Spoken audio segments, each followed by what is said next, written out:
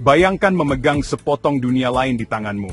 Bukan sesuatu dari buku cerita, tapi benda nyata, fisik, yang telah melintasi kehampaan ruang angkasa yang luas dan gelap. Benda ini lebih tua dari gunung tertua di bumi, lebih tua dari makhluk hidup apapun. Benda ini telah menyaksikan kelahiran planet-planet dan tarian asteroid yang sunyi selama miliaran tahun. Pengunjung luar biasa ini adalah meteorit. Ini adalah batu, tapi bukan sembarang batu.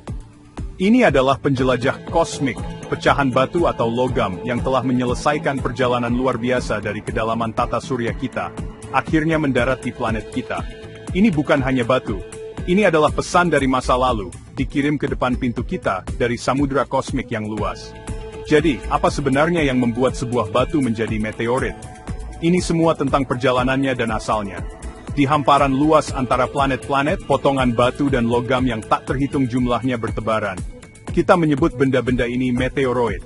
Mereka seperti anak yatim kosmik, berkeliaran di angkasa. Terkadang, jalur mereka bersilangan dengan bumi. Ketika salah satu meteoroid ini ditarik oleh gravitasi planet kita dan memasuki atmosfer kita, ia terbakar terang, menciptakan seberkas cahaya spektakuler yang kita sebut meteor atau bintang jatuh. Tapi perjalanannya tidak selalu berakhir.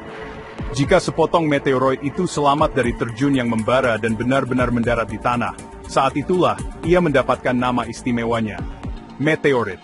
Ia telah lulus dari pengembara menjadi penghuni tetap bumi. Bayangkan seperti ini. Alam semesta itu seperti lokasi pembangunan raksasa yang telah aktif selama lebih dari 13 miliar tahun. Tata surya kita adalah proyek yang lebih baru, selesai sekitar 4,5 miliar tahun yang lalu. Seperti lokasi pembangunan manapun, ada sisa material, potongan logam, bongkahan batu, dan puing-puing berdebu yang tidak pernah benar-benar menjadi planet atau bulan berukuran penuh. Sisa-sisa ini adalah nenek moyang meteorit. Mereka telah melayang melalui ruang hampa yang dingin, sebagian besar tidak berubah sejak awal. Jadi ketika kita menemukan satu, kita tidak hanya menemukan batu, kita menemukan sampel murni dari bahan pembangun asli lingkungan kosmik kita. Tautan langsung ke awal mula dunia kita sendiri. Menemukan meteorit oleh karena itu adalah tindakan arkeologi kosmik. Ini seperti menggali fosil, tetapi alih-alih mengungkapkan sejarah kehidupan di bumi, ini mengungkapkan sejarah tata surya itu sendiri. Setiap meteorit memiliki cerita unik untuk diceritakan, dibisikkan dalam bahasa kimia dan mineral. Beberapa memberitahu kita tentang inti dunia kuno yang hancur. Yang lain mengandung bahan padat pertama yang pernah terbentuk di sekitar matahari muda kita. Mereka adalah bukti nyata, memungkinkan kita untuk menguji gagasan kita tentang bagaimana segala sesuatu yang kita lihat, matahari, planet-planet, dan bahkan diri kita sendiri, terjadi. Mereka adalah pencerita yang diam dan sabar, menunggu kita untuk mendengarkan dan mempelajari rahasia kuno mereka. Dari mana sih asal-usul utusan kosmik ini? Kebanyakan dari mereka lahir di wilayah tata surya kita yang kacau dan luas, terletak di antara orbit Mars dan Jupiter. Ini adalah sabuk asteroid utama. Sabuk ini bukan area yang padat dan ramai seperti yang mungkin kalian lihat di film-film, di mana pesawat ruang angkasa harus menghindari batu setiap detik. Sebaliknya, ini adalah cincin yang luas, dan sebagian besar kosong, tempat jutaan asteroid mengelilingi matahari. Ukuran asteroid-asteroid ini bervariasi, dari kerikil kecil hingga raksasa dengan lebar ratusan mil, seperti planet kerdil Ceres. Mereka adalah sisa-sisa planet yang tidak pernah terbentuk. Pembentukannya terganggu oleh tarikan gravitasi raksasa tetangga mereka, Jupiter. Tempat lahir kosmik ini adalah sumber utama batuan, yang akhirnya sampai kepada kita. Bayangkan sabuk asteroid sebagai arena tabrakan raksasa yang bergerak lambat, dan telah berlangsung selama miliaran tahun. Asteroid-asteroid ini terus-menerus, meskipun jarang, saling bertabrakan. Tabrakan ini bukan benturan ringan, seringkali merupakan benturan keras yang dapat menghancurkan asteroid besar menjadi ribuan fragmen yang lebih kecil. Fragmen-fragmen ini, yang sekarang disebut meteoroid, terlontar ke orbit baru, seperti bola biliar kosmik yang tersebar di meja tata surya. Beberapa terlontar ke dalam, menuju matahari, sementara yang lain terlontar ke daerah yang lebih dingin dan gelap. Dari siklus tabrakan dan fragmentasi tanpa akhir inilah, sebagian besar meteorit kita memulai perjalanan epik mereka menuju planet kita. Tapi sabuk asteroid bukan satu-satunya tempat lahir. Beberapa meteorit yang sangat istimewa memiliki cerita asal yang lebih eksotis. Sebagian kecil dari mereka telah diidentifikasi sebagai potongan-potongan tetangga terdekat kita, Bulan dan Mars. Bagaimana ini bisa terjadi? Ini membutuhkan peristiwa yang sangat kuat. Bayangkan sebuah asteroid atau komet besar menabrak permukaan Mars. Dampaknya akan sangat dahsyat, sehingga akan melontarkan bertonton batuan dan tanah Mars tinggi di atas atmosfer tipis planet itu, dan keluar angkasa dengan kecepatan yang cukup untuk sepenuhnya lolos dari gravitasi Mars. Potongan-potongan Mars yang terlontar ini kemudian akan mengembara di tata surya, kadang-kadang selama jutaan tahun, sampai beberapa di antaranya, secara kebetulan, tertangkap oleh gravitasi bumi. Jadi, ketika kita menemukan meteorit, kita harus bertanya, dari mana asalnya? Para ilmuwan dapat menjawab pertanyaan ini dengan mempelajari komposisinya. Meteorit dari sabuk asteroid memiliki tanda kimia khusus yang cocok dengan apa yang kita amati di asteroid. Meteorit bulan, di sisi lain, sangat cocok dengan sampel batuan yang dibawa kembali oleh para astronot Apollo. Dan meteorit Mars mengandung kantong-kantong kecil gas yang terperangkap yang memiliki susunan kimia yang sama persis dengan atmosfer Mars, yang telah diukur langsung oleh penjelajah robot kita. Setiap cerita asal, baik dari asteroid sederhana atau dunia tetangga, menambahkan bab menarik lainnya untuk pemahaman kita tentang sejarah tata surya yang agung dan penuh kekerasan.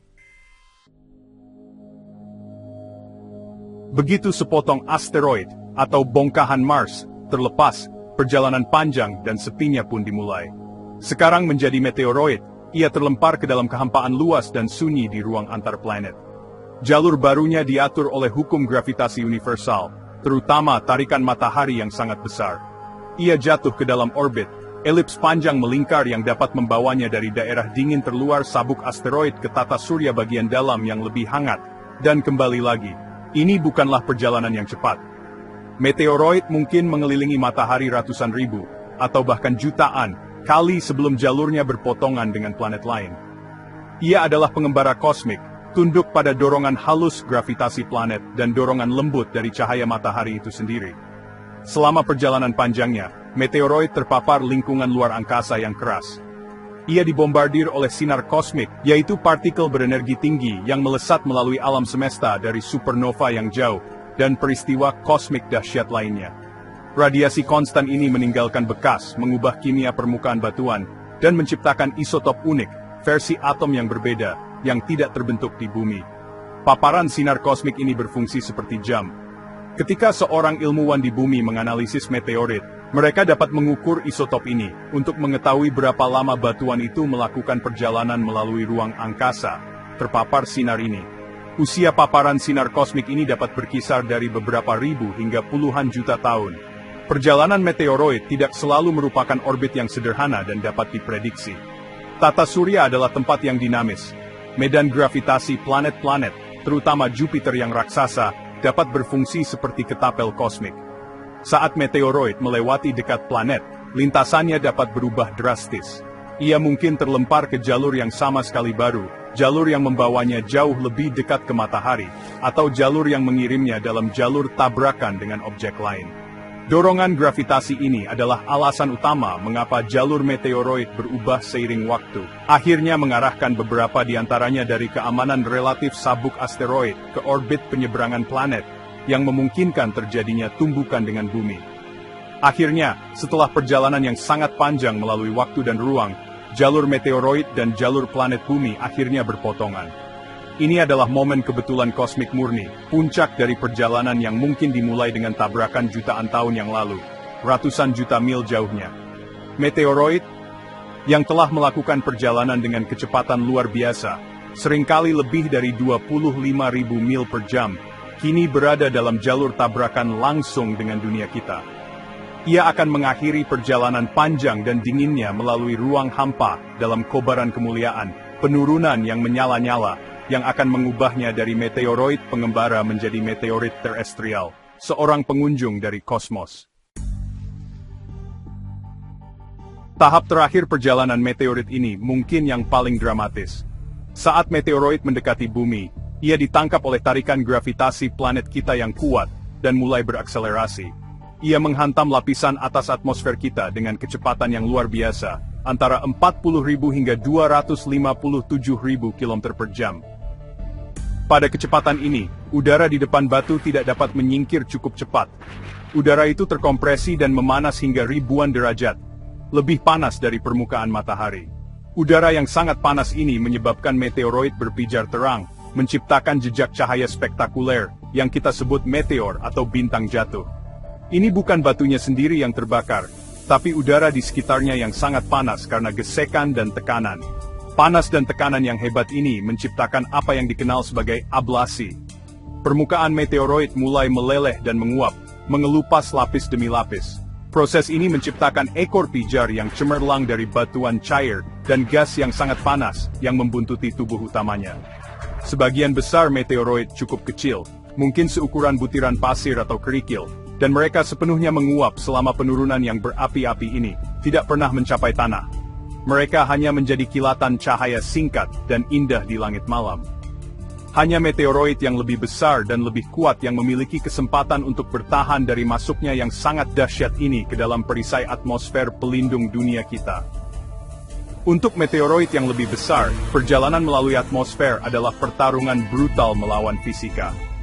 Tekanan yang sangat besar dapat menyebabkan batu pecah, menciptakan hujan fragmen yang lebih kecil, yang semuanya jatuh bersama.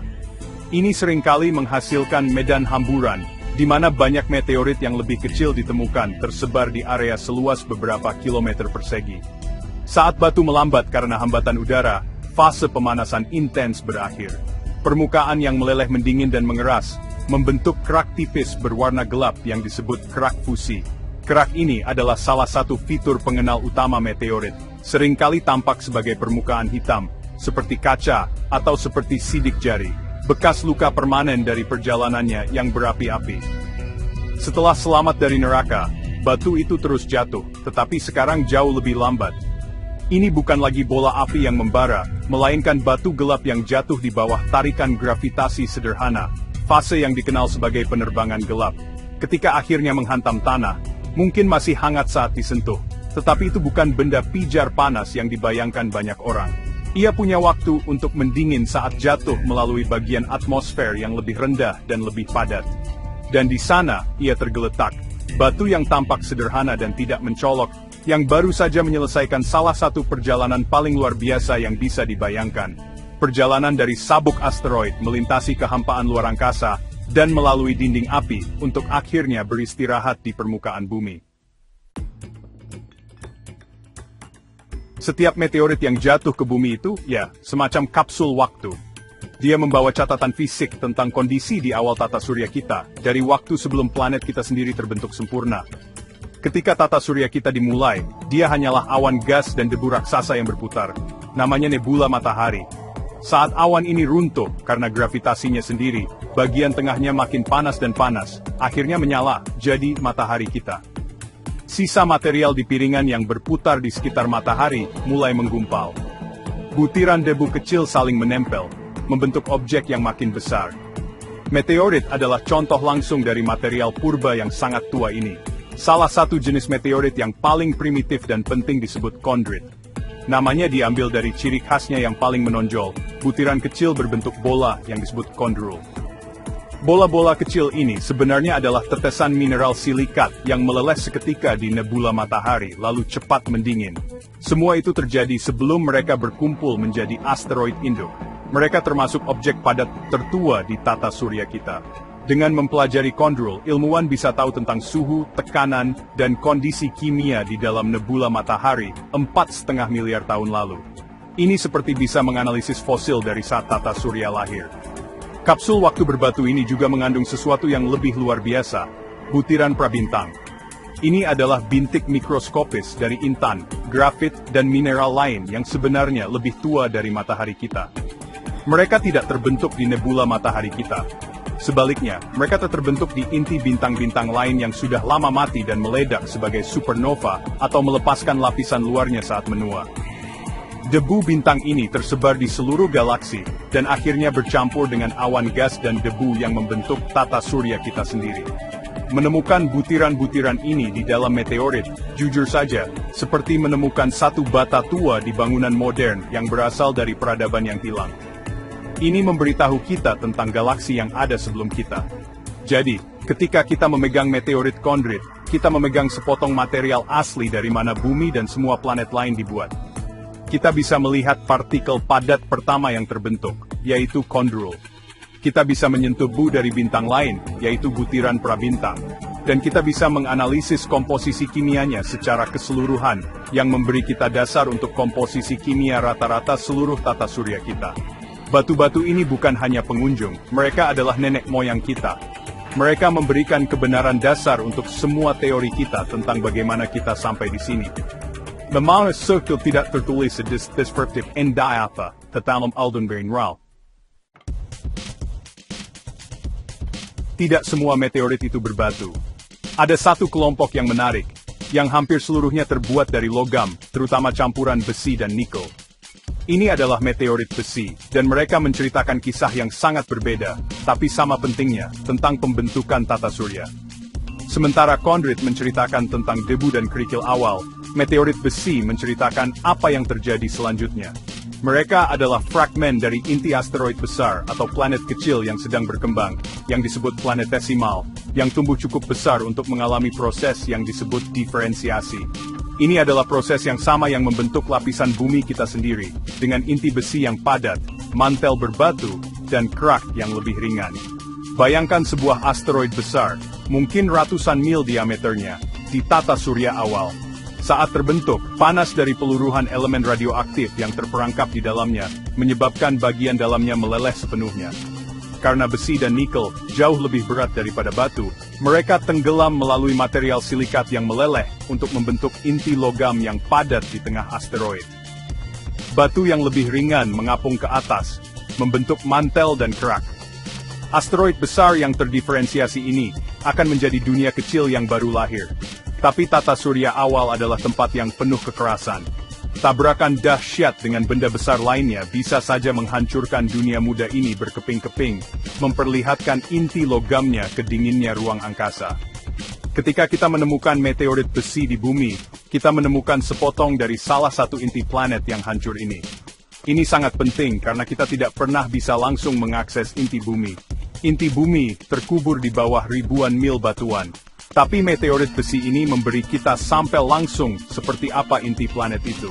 Dengan mempelajarinya, kita bisa belajar tentang tekanan, suhu, dan proses kimia yang terjadi jauh di dalam dunia berbatu. Mereka adalah satu-satunya bukti langsung yang kita miliki tentang material yang membentuk pusat planet kita sendiri, memberikan jendela ke dunia yang tidak pernah bisa kita kunjungi.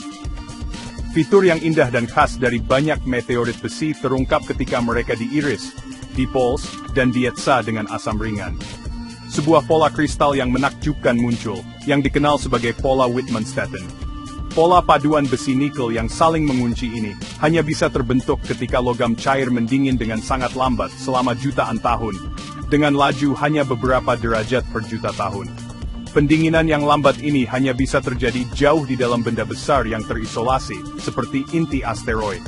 Kehadiran pola ini adalah bukti definitif bahwa meteorit itu bukan dari bumi, dan bahwa meteorit itu berasal dari inti dunia yang hancur. Ini adalah sidik jari dari planetesimal yang hilang. Selain Chondrite primitif dan meteorit basimetalik, ada keluarga batuan yang beragam yang dikenal sebagai achondrite. Awalan A berarti tanpa. Jadi ini adalah meteorit berbatu yang tidak mengandung chondrule kecil berbentuk bola yang ditemukan pada kerabat mereka yang lebih primitif. Ketiadaan chondrule ini menceritakan kisah kuat tentang perubahan geologis. Achondrite adalah potongan batuan yang berasal dari benda langit yang terdiferensiasi, asteroid, bulan, atau bahkan planet yang, seperti bumi, telah mengalami peleburan dan telah mengembangkan kerak dan mantel yang berbeda. Mereka pada dasarnya adalah batuan vulkanik atau kerak dari dunia lain, memberi kita gambaran sekilas tentang geologi benda selain milik kita sendiri. Misalnya, sekelompok besar achondrite yang disebut HED untuk Howardite, Euclid, dan Diogenite, diyakini berasal dari kerak salah satu asteroid terbesar di tata surya, Vesta. Kita memiliki bukti kuat untuk ini. Karena cahaya yang dipantulkan dari Vesta, seperti yang terlihat melalui teleskop kita, memiliki tanda spektral yang sangat cocok dengan mineral yang ditemukan di meteorit Heyday. Ini adalah hubungan langsung. Meteorit ini menunjukkan kepada kita bahwa Vesta dulunya adalah dunia yang aktif secara geologis, dengan aliran lava dan struktur berlapis, mirip seperti planet mini. Kita tidak perlu mengirim wahana untuk mendarat di Vesta dan membawa kembali batuan. Vesta mengirimkan potongan-potongannya sendiri kepada kita. Kelompok akondrit luar biasa lainnya adalah yang telah kita lacak kembali ke bulan dan Mars. Meteorit bulan adalah fragmen kerak bulan yang terlontar keluar angkasa oleh dampak kuno. Mereka sangat berharga karena memberi kita sampel dari lokasi acak di seluruh bulan, bukan hanya situs spesifik yang dikunjungi oleh misi Apollo. Ini memberi kita gambaran yang jauh lebih luas dan lebih lengkap tentang geologi bulan. Demikian pula, meteorit Mars, seperti Allen Hills 84001 yang terkenal, adalah potongan batuan vulkanik Mars. Mereka mengandung mineral dan gas terperangkap yang memberikan bukti langsung lingkungan kuno planet merah, termasuk keberadaan air di masa lalu. Dengan mempelajari akondrit ini, kita menjadi ahli geologi antar planet.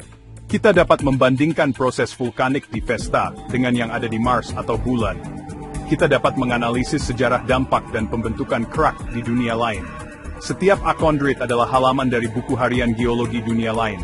Mereka menunjukkan kepada kita bahwa proses yang membentuk planet kita, vulkanisme, diferensiasi, kawah dampak, tidak hanya unik di bumi. Proses-proses ini umum di seluruh tata surya, terjadi di dunia besar dan kecil.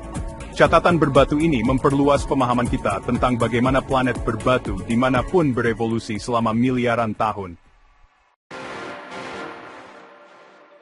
Beberapa meteorit terkenal bukan hanya karena nilai ilmiahnya, tapi juga karena kejadian dramatis saat jatuhnya, atau karena nilai sejarahnya. Salah satu jatuhnya meteorit paling penting dalam sejarah modern, terjadi pada tanggal 15 Februari 2013, di atas Chelyabinsk, Rusia. Sebuah asteroid selebar 20 meter memasuki atmosfer dengan kecepatan tinggi, dan meledak di udara sekitar 18 mil di atas tanah. Ledakan itu lebih kuat dari bom nuklir dan menciptakan gelombang kejut yang memecahkan jendela dan melukai lebih dari 1.500 orang. Ribuan fragmen kecil meteorit berjatuhan, dan sepotong besar kemudian ditemukan dari dasar danau yang membeku. Peristiwa Chelyabinsk adalah pengingat yang jelas bahwa dampak kosmik bukan hanya sesuatu dari masa lalu kuno, itu adalah bahaya yang terus-menerus terjadi di zaman modern. Meteorit lain yang sangat terkenal adalah meteorit Hoba, yang terletak di Namibia. Ini adalah meteorit terbesar yang diketahui di bumi, dengan perkiraan berat 60 ton. Ini adalah lempengan besi besar, kira-kira 9 kaki kali 9 kaki. Yang luar biasa adalah bahwa ia ditemukan tepat di tempat ia mendarat, dan tidak ada kawah di sekitarnya. Para ilmuwan percaya ia pasti telah memasuki atmosfer pada sudut yang sangat rendah, meluncur di bagian atas atmosfer seperti batu datar di atas air, yang memperlambatnya sehingga ia mendarat tanpa menciptakan ledakan besar. Ia tetap di sana sampai sekarang, pembawa pesan besi raksasa yang telah beristirahat di bumi selama mungkin 80.000 tahun, terlalu berat untuk dipindahkan dari tempat peristirahatan terakhirnya. Mungkin jatuhnya meteorit yang paling penting secara ilmiah pada abad ke-20 adalah meteorit Murchison, yang jatuh di Australia pada tahun 1969. Meteorit ini adalah jenis kondrit berkarbon, kelas meteorit yang kaya akan air dan senyawa karbon. Ketika para ilmuwan menganalisis meteorit Murchison, mereka membuat penemuan revolusioner. Mereka menemukan asam amino, blok bangunan fundamental protein, yang penting untuk kehidupan seperti yang kita kenal. Yang terpenting, mereka membuktikan asam amino ini berasal dari luar angkasa, dan bukan dari kontaminasi di bumi. Penemuan ini memberikan bukti kuat pertama bahwa bahan dasar kehidupan bisa saja dikirim ke bumi purba oleh meteorit dan komet. Akhirnya, kita punya meteorit yang tidak ada, tetapi dampaknya mengubah dunia selamanya. Sekitar 66 juta tahun yang lalu, sebuah asteroid atau komet besar, diperkirakan selebar 6 mil, menabrak lautan di lepas pantai, yang sekarang menjadi semenanjung Yucatan di Meksiko. Dampak tersebut menciptakan kawah Chicxulub, dan melepaskan efek lingkungan yang dahsyat, termasuk kebakaran hutan global, dan musim dingin kosmik yang menghalangi matahari. Peristiwa ini menyebabkan kepunahan massal yang memusnahkan sekitar 75% dari semua spesies di bumi, termasuk dinosaurus non-burung. Bukti untuk dampak ini, Berasal dari lapisan tipis tanah liat yang ditemukan di seluruh dunia, yang mengandung kadar iridium yang tinggi. Elemen yang langka di bumi, tetapi umum di asteroid, menandai nisan seluruh era kehidupan. Dari dataran berdebu sabuk asteroid sampai terjun membara menembus atmosfer kita, perjalanan meteorit adalah salah satu kisah paling epik di alam semesta. Batuan sederhana ini jauh lebih dari sekadar batu biasa. Mereka adalah penghubung nyata ke asal-usul kita, artefak fisik dari kelahiran tata surya kita. Mereka memungkinkan kita untuk meraih dan menyentuh bahan pembentuk planet, untuk memegang sepotong inti dunia yang hancur di tangan kita, dan untuk menganalisis debu yang lebih tua dari matahari kita sendiri. Mereka adalah cara alam semesta mengirimkan sampel kepada kita, memberikan petunjuk tentang sejarah kosmik kita langsung ke depan pintu kita, gratis. Pengetahuan yang kita peroleh dari pengunjung langit ini sangat mendalam. Meteorit besi telah mengajari kita tentang pembentukan inti planet, termasuk inti planet kita sendiri. Kondrit primitif telah memberi kita gambaran tentang nebula matahari, mengungkapkan kimia dan kondisi yang ada sebelum planet-planet lahir. Dan akondrit dari bulan dan Mars telah memungkinkan kita untuk menjadi ahli geologi antar planet yang terlatih, mempelajari sejarah dunia lain tanpa pernah meninggalkan dunia kita sendiri. Mereka bahkan menyarankan bahwa bahan mentah untuk kehidupan itu sendiri mungkin telah turun dari langit, menabur planet muda kita dengan potensi biologi. Studi tentang meteorit mengingatkan kita bahwa kita tidak terisolasi. Kita adalah bagian dari sistem kosmik yang luas, dinamis dan saling terhubung. Bumi terus-menerus dikunjungi oleh materi dari tempat lain di tata surya kita, pengingat yang lembut namun gigih tentang alamat kosmik kita. Peristiwa seperti ledakan udara Chelyabinsk juga berfungsi sebagai panggilan bangun, menyoroti bahwa proses yang sama yang mengirimkan sampel ilmiah yang berharga ini, juga dapat menimbulkan bahaya nyata dan saat ini. Memahami objek-objek ini, dari mana asalnya, terbuat dari apa, dan kemana tujuannya, bukan hanya keingintahuan akademis. Ini adalah masalah pengelolaan planet. Jadi, lain kali Anda melihat ke langit malam dan melihat bintang jatuh, ingatlah apa yang Anda saksikan. Anda melihat momen terakhir yang brilian dari perjalanan yang mungkin telah berlangsung selama jutaan tahun. Dan pada kesempatan langka, bahwa sepotong pengunjung itu bertahan mencapai tanah, itu menjadi lebih dari sekadar batu. Itu menjadi pembawa pesan dari masa lalu, kunci untuk memahami tempat kita di alam semesta. Dalam setiap meteorit, kita memegang sepotong kosmos, dan dengannya, pemahaman yang lebih dalam tentang kisah besar yang saling terkait dari segalanya. Mereka, skirfia, harem gel finally saffron spir benelan beting wo tangang kitai.